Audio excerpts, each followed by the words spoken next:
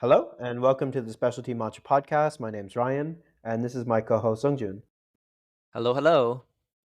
And we're the co-founders of Sanko Matcha Products. Yeah, so we launched this podcast to discuss our learning journey in matcha, sharing some startup stories and interview experts. Yeah. And today we're going to talk about deconstructing matcha's flavor. How do we describe what we're tasting? How do other people describe what we're tasting? And what are different theories and tools we can layer on to better understand not only how to taste, but how others taste and how different methods of tasting can be helpful in different ways.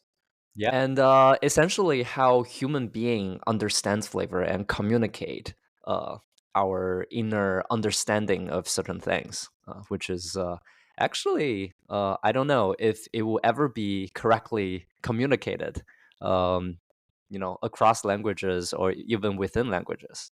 Yeah, it's a very abstract thing. I mean, flavor is one of those things that's literally going inside your own head, right? Like, I can't exactly tell exactly what it is you're tasting.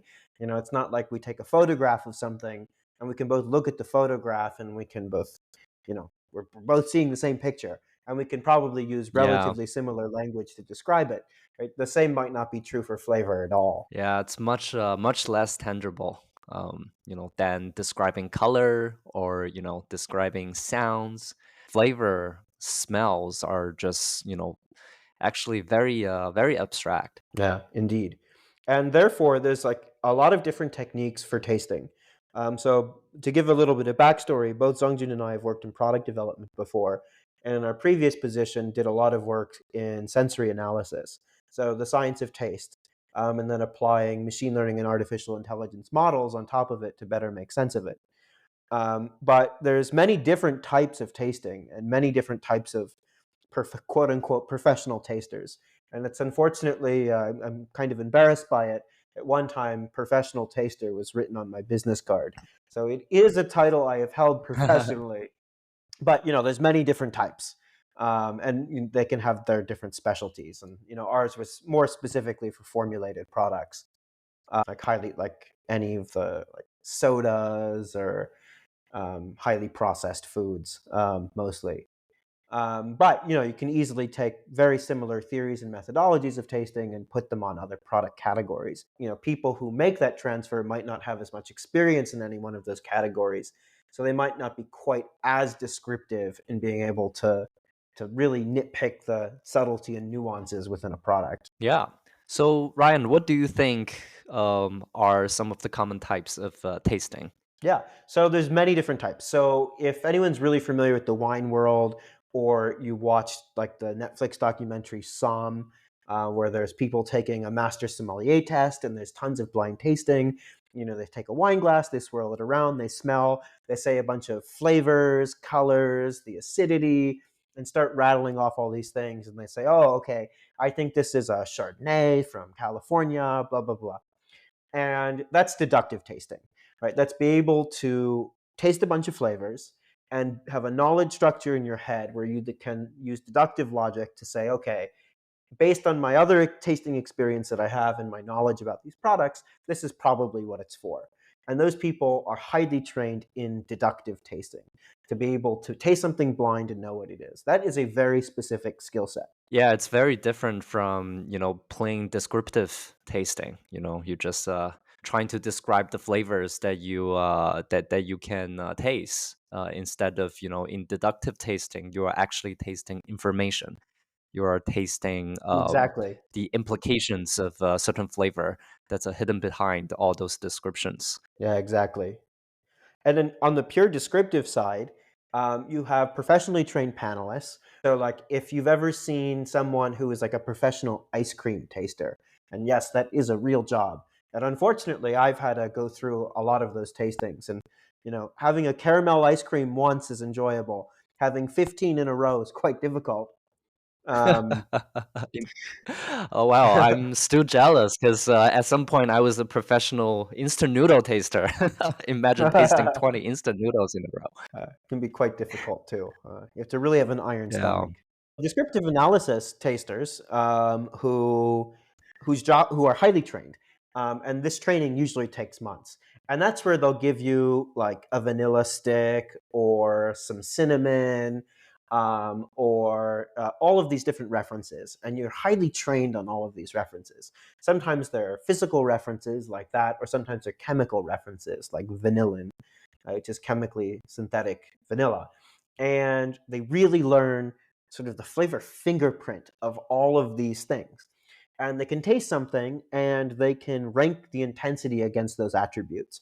So let's say they're tasting a new vanilla ice cream. Because they've been highly trained on what those specific types of vanilla are, you can have very sweet expressions, you can have phenolic expressions, you can have very spice driven expressions. And they're able to rank the intensity to profile the vanilla in that vanilla ice cream. So you have tasters like that, which are super common in the food industry. And then you also have tasters who are judges, right? So you have tea competitions in Japan, for example, and there's people that go around against a set of criteria, and judge a product. And in Japanese matcha tasting, it's subtractive. So every product starts at a perfect score, and then points are deducted based on different flavors that they taste, based on appearance and other attributes as well. So they're really looking for flaws, in the way they're making quality judgments about any particular tencha or matcha. Or tencha is unground matcha, any tencha sample, which would then later be turned into matcha. Um, and then the other type of testing, which we did a lot of, is just straight consumer testing.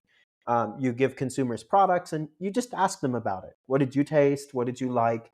Um, and you know, there's different ways you can do that. It can be more natural language, where they can just give you descriptors what they taste. It could be a little more structured, where they're ranking across different attributes, saying I find it this sweet or this bitter, and I like this or I don't like that about a product. And then you can make inferences about how to make it better. So I'd say those are the major buckets of the different types of taste tests that you can run within the food industry. Yeah, that's all very interesting. I mean, you can have all these tasters being trained, or build up all these formative experience in different ways. But what's actually going on in each individual's head? Sometimes you would never know. Like it's you cannot really just dig someone spring out and like trying to make comparison of which neuron link is shining at the same time. It's much hidden. And it's most of the time hidden behind the barrier of language. Yeah, exactly. All we really have to communicate the sense of taste, the sense of smell, is language. At least that's the only way we have right now. And our words convey a lot of meaning, and they can convey a lot of meaning at different levels.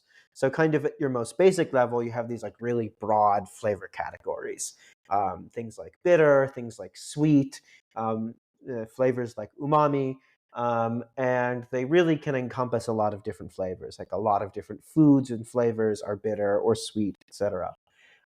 But you can also go a certain level deeper, right? So you can say, I taste something fruity, but okay, which fruits is it? Is it more like a mango, or more like a citrus fruit, or more like papaya? And then you can go even deeper and deeper and deeper, to get more and more descriptive. So, if you're tasting citrus, is it a lemon?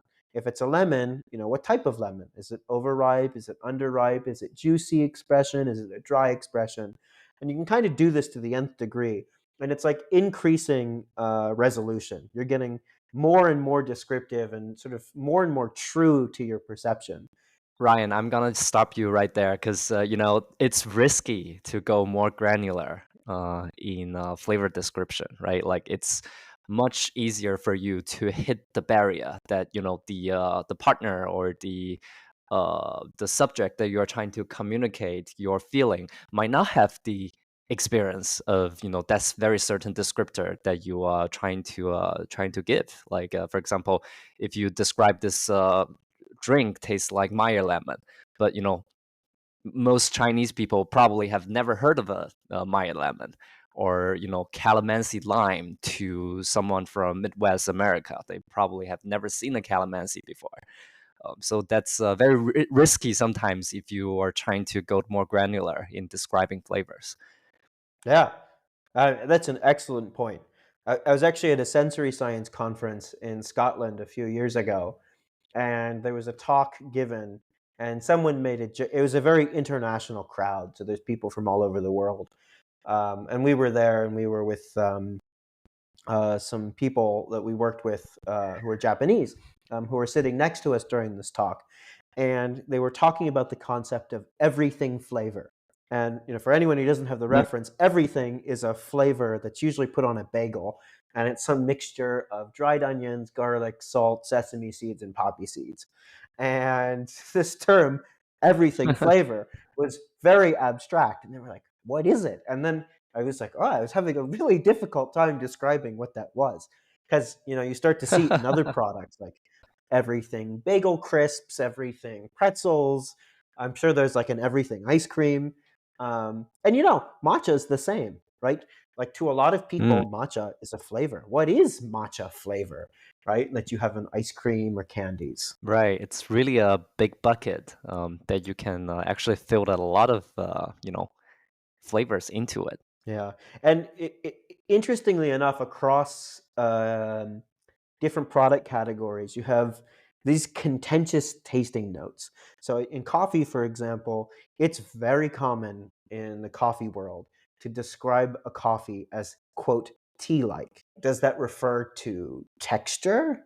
Does that refer to flavor? Does that refer to sort of its tannic nature and the astringency of it? Like, I don't know.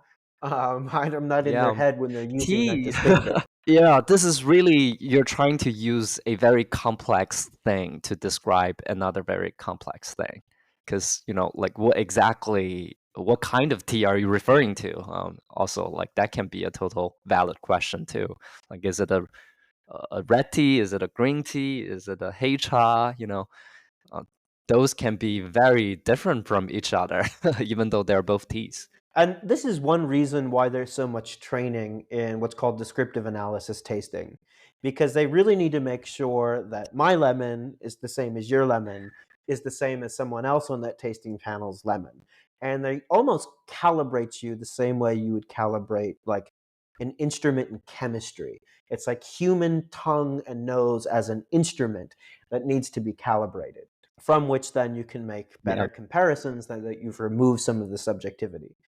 This isn't true at all when you're seeing tasting notes when you're buying a matcha. You don't know if your, particular term, lemon, is the same for everyone, or even what expression of lemon it is when you see that arise as a tasting note. Yeah, I mean, if you want to use this method to do taste testing, this is really, I would say, the requirement. Like, otherwise, there is no ground truth. People just talking over each other, using their own formative experience or feelings. Yeah. That like there will be no reference or benchmark, and that the analysis will be meaningless at the end of the day. Yeah, exactly. And well, at least not with other technologies to interpret that data, which is something we were working on. But yeah, I mean, it's a real problem. I was watching just a tea review earlier today, a matcha review on YouTube, and the reviewer kept using the term porridge. He really likes a porridge note in his matcha. And I have no idea what he means by porridge. He has a British accent. Porridge, like I don't, does he kanji, mean kind of a oatmeal or ricey, kanji? soupy flavor. Yeah, I don't know. I still don't know. Uh, but same Yeah. is true. I mean, even Japanese language is full of flavor terminology that people just might not know. Like umami, a lot of people now understand the term umami, but go back, I don't know, 10, 15 years, right? It was not a flavor descriptor that the average American knew. Um, Yeah, it's the yummy flavor. MSG. Um, Yeah. and the savoriness. But it's important when you're communicating across the industry that people can understand the terminology you're using. And a really good example of that is the flavor descriptor oika, which is something loosely translated to the taste of shade. and it's highly prized in the best top matcha. And to be honest, I don't really know what Oika tastes like. I don't speak Japanese. I didn't grow up in this environment. I haven't had that much matcha with people who are Japanese native speakers while consuming references that they also said were the flavor Oika. Like I haven't been enculturated to fully grok that term. Yeah, I mean, it's really, I would say, very similar to a lot of those complex flavor as a result of certain processing method that are very category specific or cultural specific. One example will be like natural processed coffee, right? There's a very distinct natural processed flavor when you natural process a coffee. Or if you use carbonic maceration to process grapes, and you end up having wines that have all these very like bright red fruit, like strawberry kind of taste. That's very distinct. So I guess this kind of um, flavors as a result of a processing method would be similar to what oika would do to tea. Yeah. I mean, unless you've had the reference to it, it would probably take a long time to adopt that type of description. I know in my early Yeah. tea journey, um, tasting a lot of Chinese tea, there's a lot of Chinese tea flavor descriptors that we just don't have in English, like returning sweetness, huigan. 回甘, And yeah.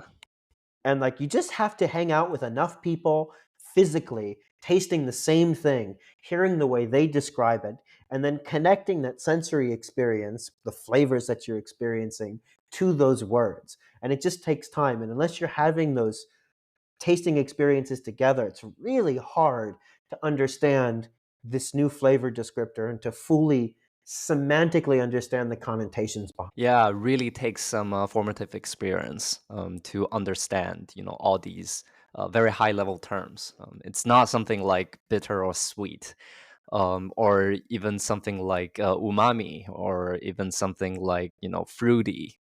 Like these are two low level common terms that, people naturally would have, some level of understanding. But if you go to higher level flavor communication, that really takes a lot of experience, information, understanding, and communication with other people that have the shared experience to have a really clear, tangible explanation of that specific terms.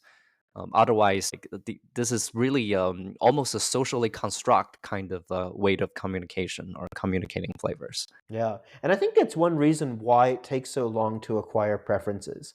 Like, if you want to put yourself on a natural upgrade cycle trying to find the best of anything, you have to work. It takes effort to appreciate something. And such a large part of that is knowing what to look for, have a label for it, and then, be a part of the culture that appreciates that thing.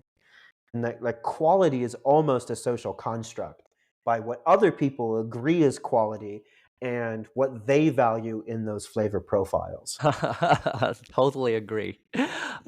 I'm once again going to talk down the very famous quality indicator of matcha, especially in the Japanese community, is the nori notes. I don't like nori notes in matcha, but that's a very distinct, high quality indicator of matcha for a lot of Well, people. the For you, Ryan, too. yeah, I really love the umami notes, the nori notes, and to my knowledge, actually, the best descriptor that I know of to describe the flavor of oika is nori. So perhaps you Yeah. don't like oika, which is good for your wallet. But if you really think about it, like a lot of these descriptions in matcha is like not really a common good quality indicator in the Western world or even in China. Like this tastes grassy, tastes green, tastes vegetable, tastes like nori, seaweed. all of these are very common in matcha, but not necessarily, good flavors that people will normally perceive as high quality indicator elsewhere. Yeah. No, for sure. And then, but really, Oh, those are just tasting notes, but there's so much more to the profile than what's being communicated with the standard language. Whether or not it's the body, the texture, the smoothness, the bitterness, the astringency, the natural sweetness, the fresh characteristics, the herbaceous, sometimes fruity qualities, sometimes roasted qualities. Right? There's so much more behind it than just like three or four flavor descriptors usually.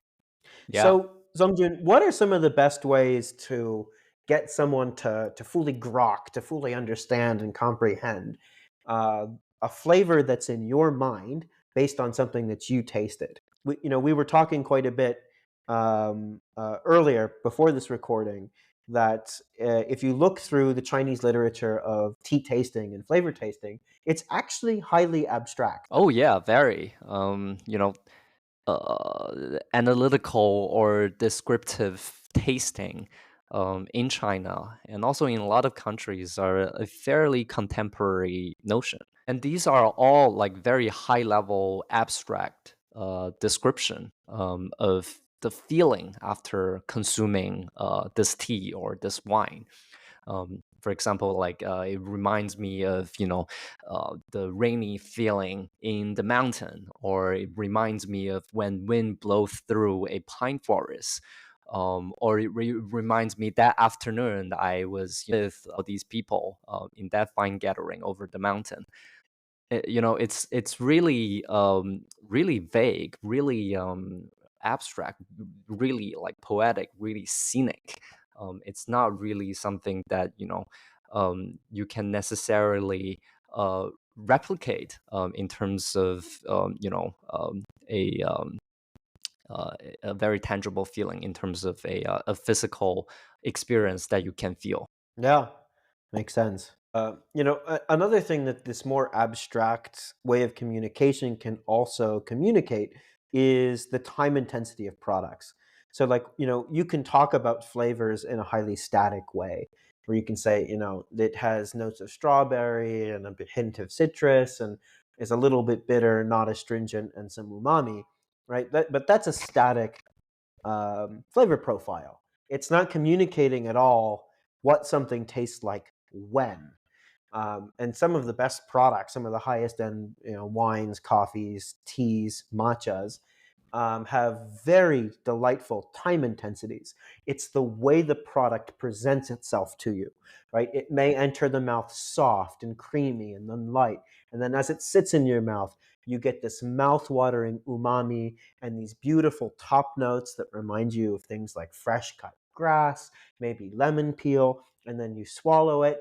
And you get a slight crisp astringency in the end, and then a clean finish, and then it leaves a sweet aftertaste in your mouth, right? That description is very different than just a bunch of tasting notes.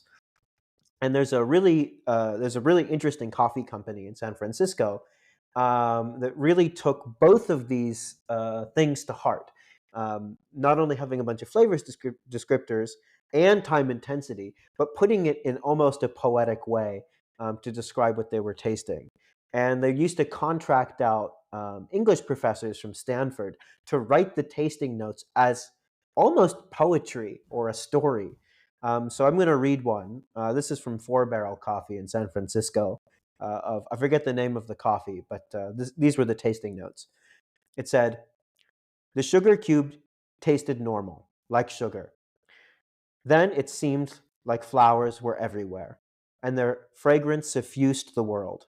Bergamot oil dripped into grape juice puddles from marshmallow skies." Gives you a really interesting sense of what that tastes like. Very animated, visual, and there's a lot more communication being packed into that than just a bunch of Yeah, tasting notes. yeah, it's really beautiful. Like these are still very specific description of certain flavors that you can associate with. And if you go back in time, like people wasn't necessarily thinking about using very specific terms to describe flavor. I wonder, how they essentially would communicate, with the lack of this kind of, terminology or vocabulary sets. That's totally true. I mean, you have to have those shared references to be able to communicate. I think that's one reason why you don't see a whole lot of tea companies that are able to market their products to a completely different culture. Like you see a lot of tea companies that are just focused on one geography, one region of the world, because they're able to put everything in terms in a way that the local audience can appreciate it and they know how to market it to them. Like if you go to the average Japanese farmer that's producing tencha to then create matcha, right? Their ability to get someone in Florida or in New York to appreciate that product through the language barriers, et cetera, they just don't have enough understanding of how to communicate to consumers in a language that they're used to, even if they speak English, like in language and descriptors and terms, etc. It's kind of like Yeah, really totally good agree. song lyrics, like that TikTok trend where that girl was singing 2 days into college, and she had all of these great lines, and it was just a ridiculously relatable like song, great song lyrics, and then it went became a viral sensation. Like kind of similar thing for like tea descriptors, like they're like great lyrics where you can just really resonate with them and understand what someone else's experience was and be able to impose that onto your own experiences to decide whether or not you would like it. So bringing this back to matcha and tasting matcha and deconstructing its flavor, it might be most useful to talk about the way tea competitions judge matcha.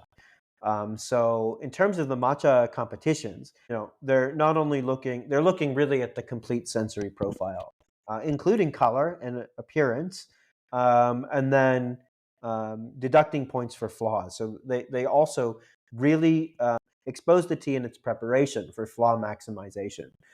So using high temperature water, lot of agitation, so that all of those flavors come out and can be expressed and be judged um, on all of those attributes. And then points are deducted for things that are considered less than ideal. But I find it interesting. The people who are qualified to do these are very highly experienced and credentialed tea tasters, usually in the tea industry. But to what degree their preferences map on the rest of us, I think is a really interesting question to ask, especially in the matcha drinking West. Yeah, their standard of high quality um, might not necessarily translate to other people's preferences in other places. But they end up filtering a lot of these products in the very very beginning, that you inevitably will only left with the options that they think is good for you to try or to pick. But there might be something that's not up to their standard, but can still be very tasty for other people. Yeah, I think there's great opportunity where that lies, because usually they're not going to be at a competition level price. Yeah. And I'm not saying that competition tea is bad or that it doesn't, match the preferences of everyone. I've had a lot of competition um, grade or near winners or winners in matcha, and I love those products. They taste incredible to me, to my preferences, and the flavor experiences that I've been through. But I've also prepared them for people who haven't had very many matcha experiences. And some of them flat out hate it and find it weird and disgusting. And others, certainly wouldn't pay the 5x price for that versus something that they would enjoy more, that's sort of a more normal matcha blend or a cheaper cultivar. Yeah, and some of the cultivars or tea that are um, farmed in different methods. For example, like organic farming, that's not very common in Japan, but they still exist. And some other teas, they sometimes have certain flavor attributes, like sometimes some roasted notes. I really like those flavor notes in my tea.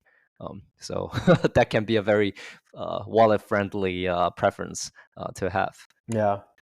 And also, they're reviewing it under a very certain consumption scenario, right? They're drinking it unground, right? So it's not matcha yet; it's just tencha, and they're just drinking it with water. And like the vast majority of the world, uh, especially outside of Japan, consumes matcha with milk, right? So like it seems several layers disremoved um, from what something could actually be optimized for when you're drinking a competition grade tea. Yeah.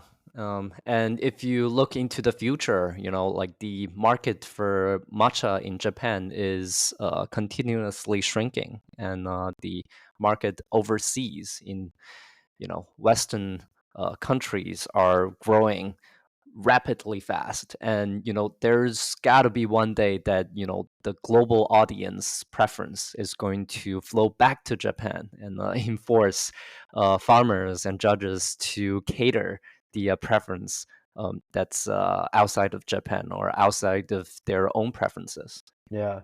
Be really interesting, like if a bunch of like coffee professionals at like SCA, Specialty Coffee Association, who are preparing matcha lattes for the majority of the world's cafes, if they were to do a competition, like what flavors would rise to the top just based on international preferences from people who are used to thinking about flavor and quality, but are not necessarily part of the same culture of drinking matcha all the time, producing it all the time, and only having that very specific lens.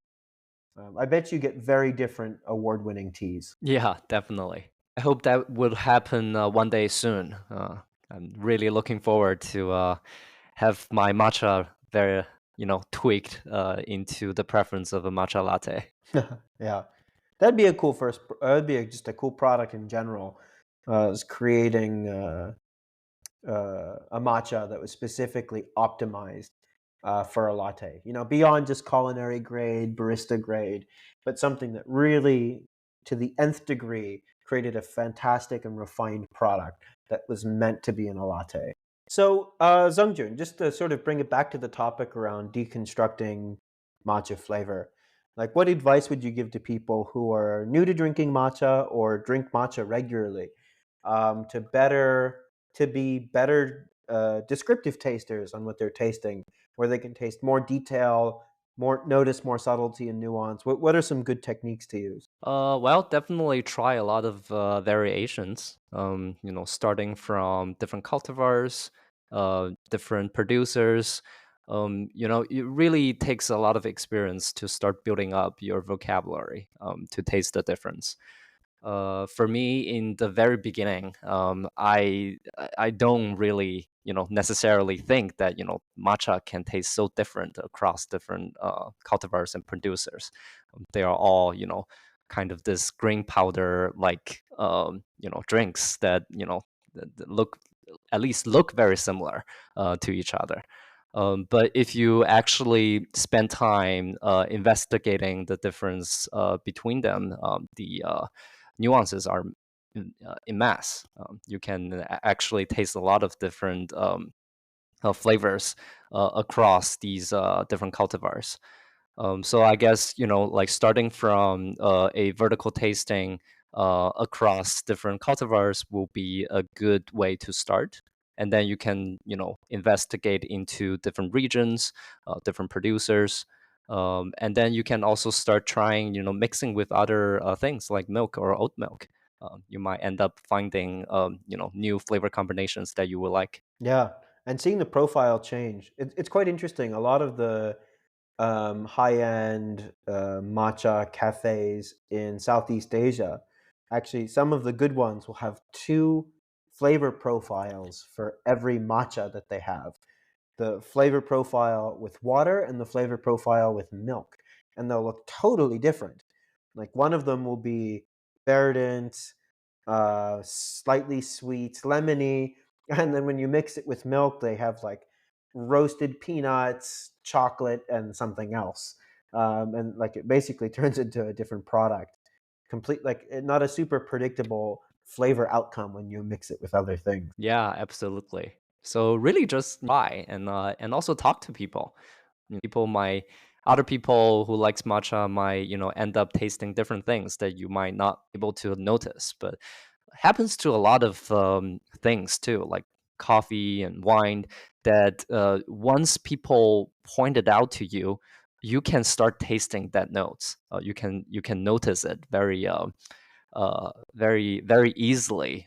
But without other people telling you or priming you, you might not necessarily notice the flavor, which is very interesting. People's brain can be very easily incepted sometimes. Yeah. I mean, this type of tasting is highly social thing. And like the primary reason for even putting your experiences to language is to communicate it with others.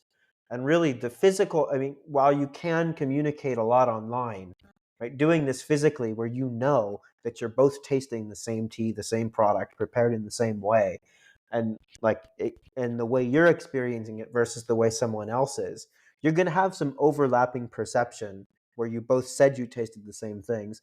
And then there's also going to be some things that you might have noticed that they didn't, and some things they noticed that you didn't notice. And you're like, oh, you know what? That's what that note was. It was a Fruit Loops note or something. I don't know.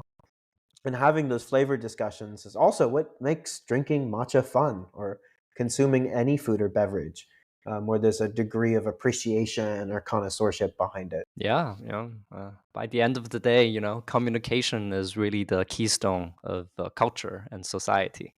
Yeah. It's what makes us human. Yeah.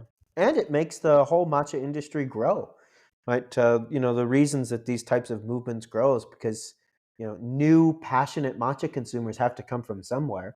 And the best evangelists for that are the people that love it and want to share it with others and kind of can prime them to appreciate it.